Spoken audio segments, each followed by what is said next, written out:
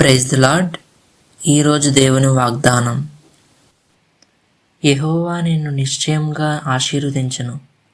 ద్వితీయోపదేశ కాండము 15వ అధ్యాయం 4వ వచనం. ఇది ఒక సాధారణ ఆశీర్వాదం కాదు, ఇది నిశ్చయమైన వాగ్దానం.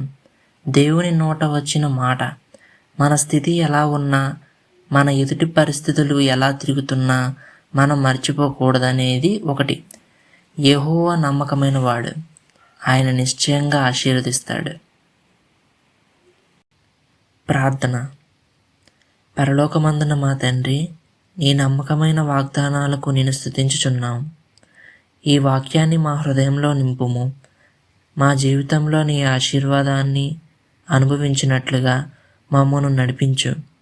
యేసుక్రీస్తు నామములో ప్రార్థిస్తున్నాము తండ్రి, ఆమేన్.